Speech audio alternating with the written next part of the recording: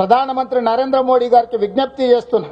ఈ రోజు 76వ గణతంత్ర దినోత్సవ ఉత్సవాల సందర్భంగా ప్రధానమంత్రి గారికి నేను విజ్ఞప్తి చేస్తున్నా. మీరు చేసే దాడి, మీరు మార్చాలనుకుంటున్న యూజీసీ నిబంధనలు, ఇది రాజ్యాంగం మీద దాడిగానే మేము భావించాల్సి వస్తుంది. మా మీద మీరు దండయాత్ర చేయాలన్న ఆలోచన చేస్తున్నారు. మా ప్రజల మీద, మా ప్రాంతాల మీద, మా రాష్ట్రాల మీద మీకు అధికారం ఉంది కదా అని దండయాత్రలు చేస్తే అది మంచి ఫలితాలను ఇవ్వదు. మేమందరం సమిష్టిగా నిలబడి కొట్లాడుతామని చెప్పి సవినయంగా ఈ దేశ ప్రధానమంత్రి గారికి నేను విజ్ఞప్తి చేస్తున్నా. ఇది మంచిది కాదు రాజ్యాంగ స్ఫూర్తికి.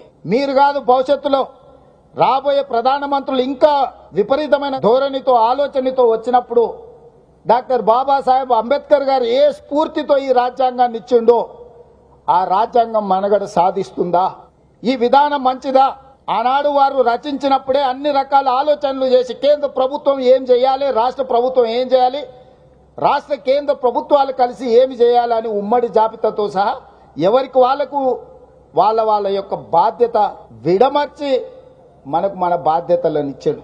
ఒకరి అధికారాల మీదకి, ఒకరి బాధ్యతల మీదకి ఇంకొకరు దండెత్తినప్పుడు అది అనవసరమైన వివాదాలకు, రాద్ధాంతాలకు దారితీసే ప్రమాదం ఉన్నది. ప్రధానమంత్రి గారు దయచేసి యూజీసీ నిబంధనలను మార్చి మా రాష్ట్రాలలో వైస్ ఛాన్సలర్లను నియమించుకునే అధికారాన్ని మీరు గుంజుకుంటే ఇది మా మీద దాడిగానే మేము భావిస్తాము.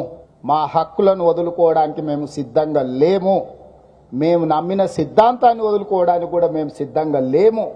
మేము నమ్ముతున్న సిద్ధాంతం ఏందో మీకు ఈరోజు డాక్టర్ బాబాసాహెబ్ అంబేద్కర్ గారు అందించిన రాజ్యాంగాన్ని తూచా తప్పకుండా స్ఫూర్తిని అమలు చేయాలన్న సిద్ధాంతం మాది.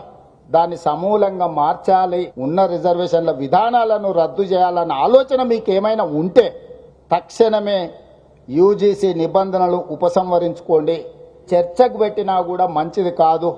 ఇక్కడ చాలా మంది అంబేద్కర్ ఓపెన్ యూనివర్సిటీ సిబ్బంది ఉన్నారు. యూజీసీ ఈరోజు కొత్త గైడ్ లైన్స్ను రాష్ట్రాలకు పంపించింది. ఆ గైడ్ లైన్స్ ప్రకారం వైస్ ఛాన్సలర్ల నియామకం భవిష్యత్తులో మన చేతిలో ఉండదు.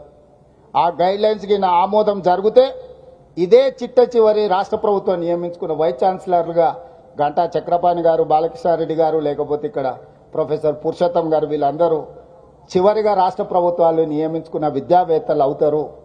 ఇది ఖచ్చితంగా విద్య మీదనే కాదు, మన మీద ఆధిపత్యాన్ని చెలాయించడానికి కుట్ర జరుగుతుందని మీరందరూ అర్థం చేసుకోండి.